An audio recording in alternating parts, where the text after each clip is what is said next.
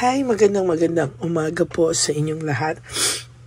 For our first reading for the day, ano po kaya ang makikita natin sa first reading of the day natin today? Tingnan na po natin ang ating baraha. Balasahin muna po natin. Kamusta po? Napanood niyo na po ba yung first, second, and reading of the day kahapon? Yan.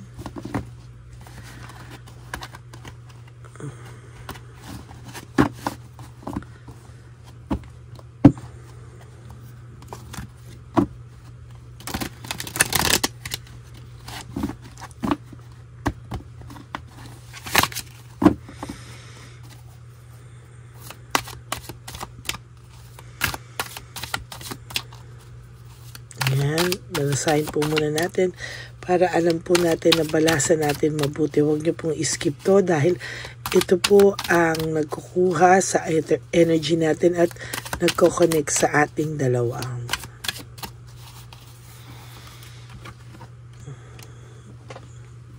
Okay. 1, 2, 3, 4, 5, 6, 7, 8, 9, and 10.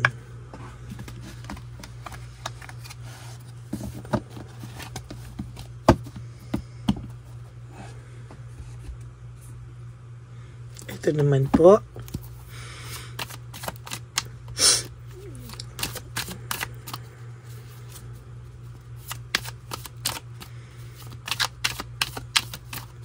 Yan.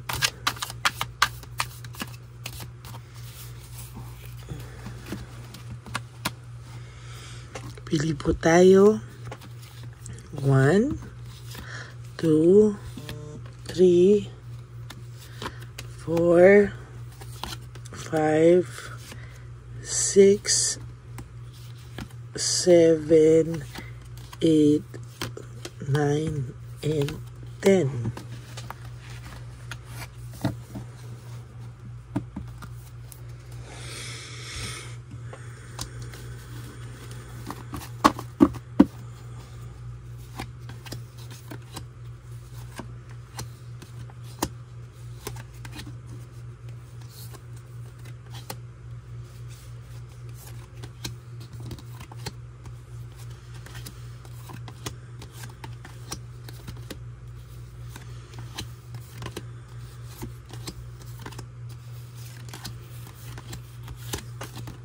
Okay.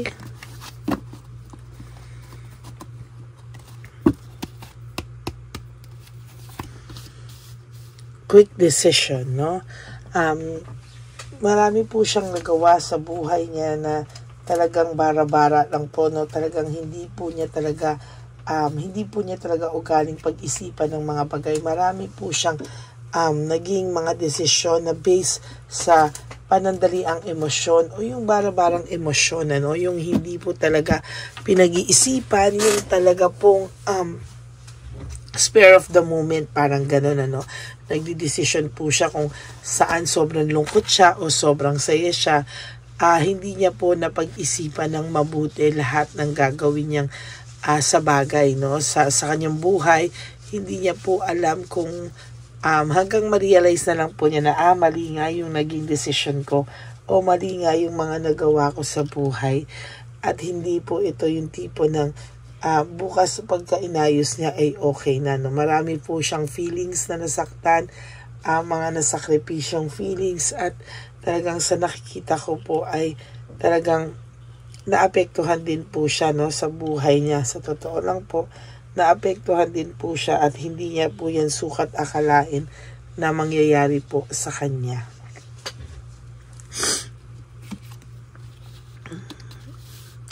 Dahil po sa mga impulsive na decision na yan, nawalan po siya ng tamang direksyon. Panay conflict po yung nangyayari sa kanya. And as a matter of fact, hindi niya po alam kung ano daw po yung mga mangyayari sa kanya sa susunod na panahon. dahil po parang lagapak po siya ngayon no, sa totoo lang po, no, gusto man po niya kayong harapin, gusto man po niyang itama lahat-lahat, no, ng mga nagawa niya, kaso ang humaharang po sa kanya ay yung kanyang ego and pride. Bakit?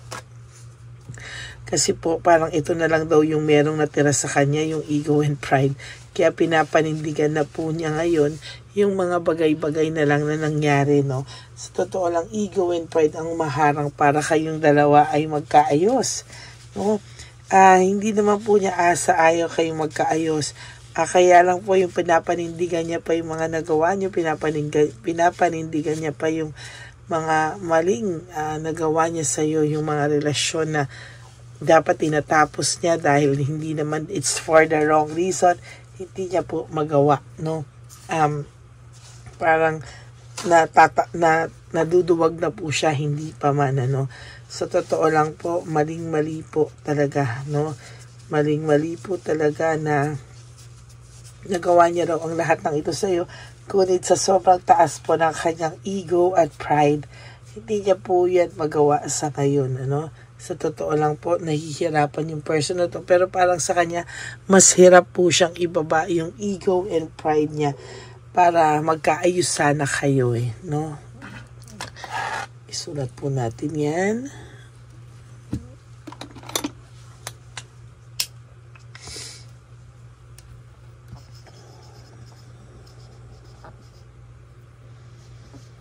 Ego and pride.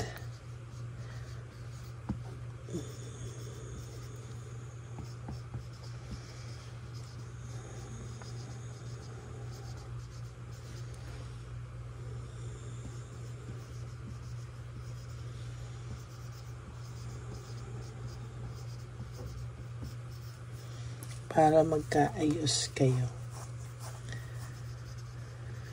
Ito po yung mga nalulungkot akong nababasa ko na why. Because ego and pride, ito yung mga bagay na pwede mo naman sanang i-handle or pwede mo naman sanang, alam mo yun, solusyonan kung ganun ka lang katapang or ganun lang siya katapang ibaba yung pride niya. Kaso po talagang hindi po ganun kababa. Hindi po niya kayang ganun ibaba yung kanyang pride. And sa totoo lang po, nasasaktan po siya talaga, no? Ayan, no? Impulsiveness. Talagang, ayan po talaga nakikita ko talaga sa barahan niya. First talaga is quick decision. Nawalan siya ng direction. And now, ayan po yung impulsiveness, no? Kaya hindi niya po unachievable expectations. Hindi niya po matupad-tupad yung mga expectations niya, yung mga nangyayari sa kanya. As a matter of fact, hirap po siya talaga, no? Hindi niya po akalain na mangyayari sa kanya yan. Kaya, ayan po, no? Totally hinahirapan po siya. Sa totoo lang.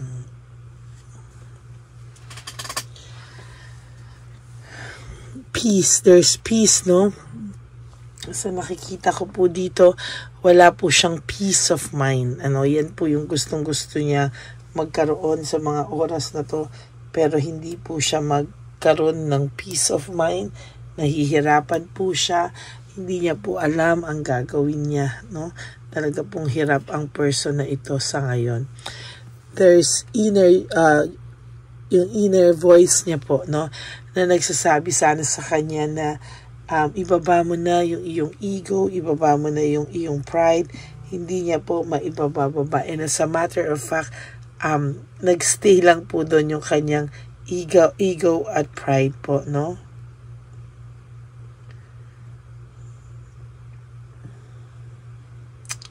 So, totoo lang po, hindi ko po talaga alam kung paano,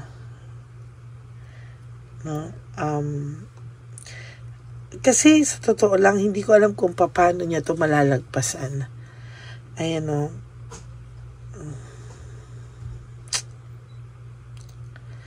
Grabe. Hindi ko po alam kung hanggang kailan niya matitiis yung ganitong sitwasyon, no?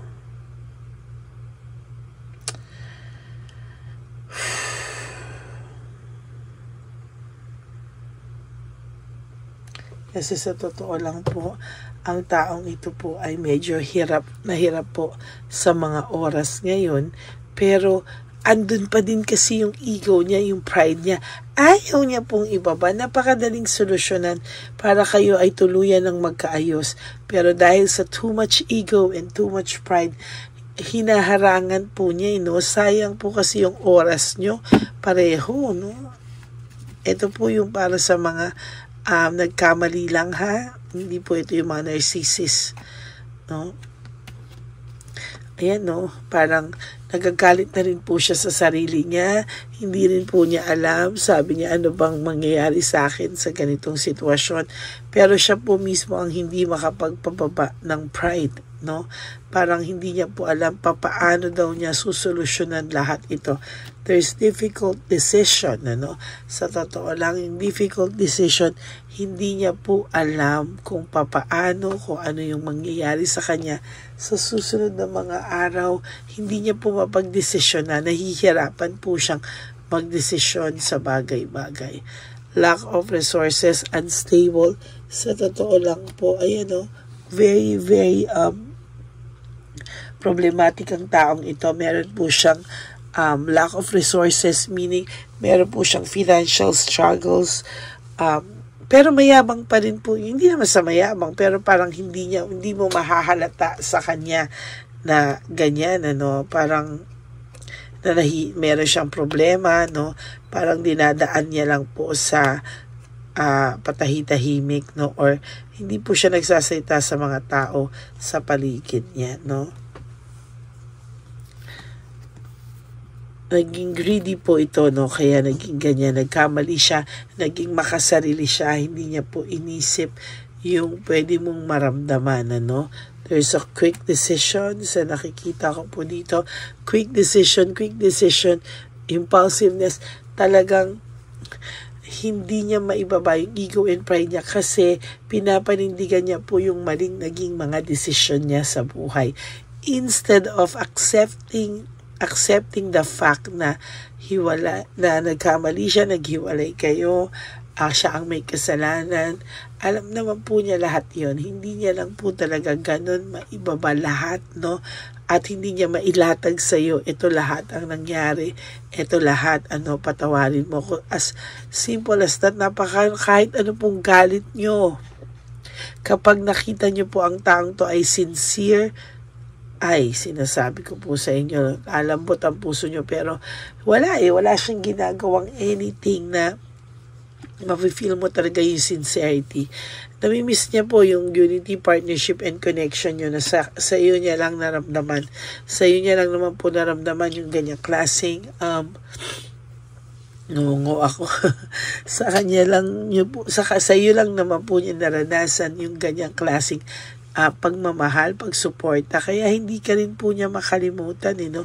Kahit sabihin mo po na itong taong to, feeling mo nag-move on na, leaving everything behind, iniwanan ka na.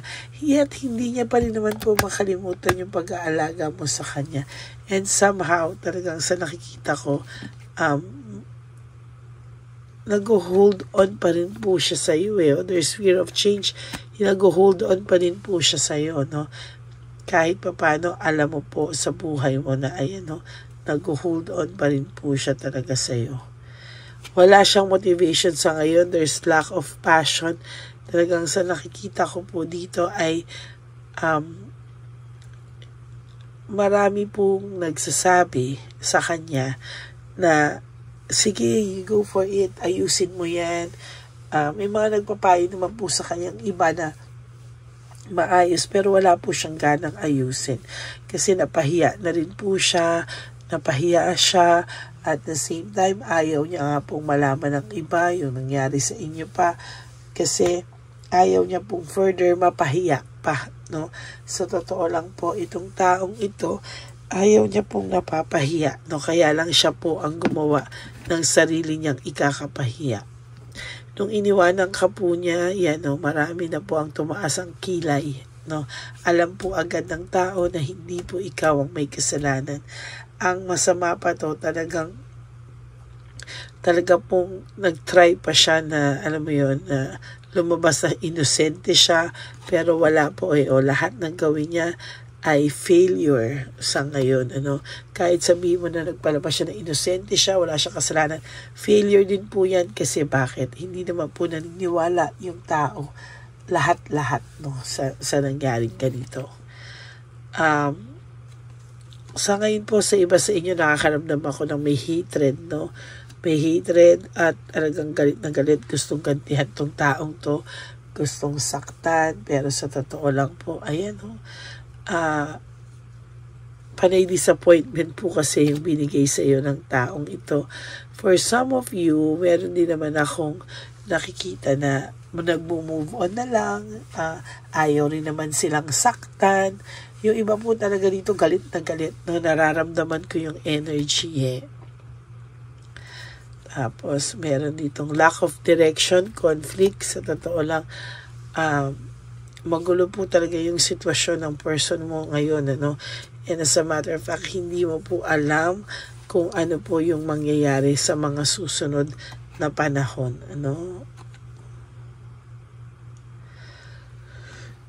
wala pa rin pong direksyon sa mga susunod na panahon, no direction, unpredictable, patuloy niya pa rin pong paninindigan niyang mali, pero tandaan mo to, sasabihin ko po, mabigat po ang pakiramdam ng person mo araw-araw. Dinadivert niya lang po, pero sa totoo lang po, sasabihin ko po sa iyo yung totoo, itong taong pong ito ay mahihirapan, magdadivert lang siya ng magdadivert, ganyan pa lang po ang mangyayari sa kanya hanggang hindi niya po binababa ang ego and pride niya na humahad lang at humaharang para kayo ay magkaayos, hindi po siya magiging okay sa mga susunod na panahon. Panay pagpe-pretend lang po ang gagawin nito at sa totoo lang araw-araw hindi mawawala yung bigat ng pakiramdam niya sa nangyari, sa ginawa niya sa iyo. At kahit po meron na tong ibang partner o kahit po ito ay may current relationship, still dala-dala niya po yung bigat na binigay niya sa iyo. At hindi po ito matatahimik.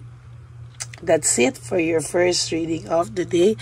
I hope po na naka-resonate kayo, and if you do, can you give me a like and comment down below para alam ko po ang inyong feelings sa mga oras na ito. I want to connect with you, to all of you, disclaimer lang po, ang tarot cards ay nagsisilbing guide lang, at hindi po ito dapat maging basis ng kahit na anong desisyon nyo sa buhay. Okay?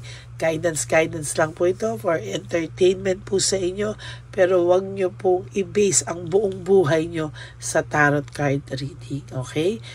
Dahil tayo po ay naniniwala pa rin sa God's will. Talagang God's will po tayo. Ito po ay mga guide lang or entertainment purposes para kayo po ay makakuha ng guidelines, guidance, pero po hindi po be-base sa tarot cards ang inyong buhay. Okay? Maraming pong salamat sa inyo. And for those of you who would like to have a private reading with me, you can message me po at Ladyly Elena. That's Ladyly Elena. Nasa dulo po yan ng ating video. Diyan nyo lang po ako makakontakt. That's my only legit and official FB account. Ayan. I-follow nyo na rin po ako dyan kasi most of the time, I do random calls sa aking mga bagong followers, at ibang followers. So kung yan po ay ibibigay sa atin ng tadhana, tayo po ay makukontak ko po kayo at makakapag-usap po tayo sa tamang panahon. And please, no skipping of ads. Tulong nyo na po yan sa ating channel. Lalo na po for those of you who would like to give me a super thanks for this video. I would be grateful. Isasali po natin yan sa One Love a Day natin on September 15, wherein magbibigay po tayo sa lahat ng makikita natin na elderly sa daan. Maraming salamat po sa inyong lahat. And inaasahan ko po ang inyong commitment sa please no skipping of ads po. Ang commitment ko po sa inyo ay magbigay po ng general reading every day para po kahit nasaan ako, may sakit man, wala ngayon nga po, ngongo ako, I will still wake up and stand up to give you my mission. Ito po ay magbasa para sa inyo araw-araw ng mensahe ng tadhana sa inyo. Okay, and sa aking ever loyal and solid Lady Elena friends, family and subscribers, I love you all from the bottom of my heart. Mahal na mahal ko po kayo, and I hope na maging masaya po kayo sa araw na ito. Huwag po kayong malulungkot at good vibes lang po tayo. Tandaan nyo po na life is so short. Don't make it shorter by stressing yourself from all the pains and heartaches na binigay sa iyo ng kahapon. Just surrender everything to the divine universe and just let go and let God write your life and love story. I will be back for another set of reading. Wag po kayong mawawala, no? At ako po ay magbibigay pa rin sa inyo ng reading of the day. Okay? God bless you. I love you. And take care po sa araw na to. God bless. Bye!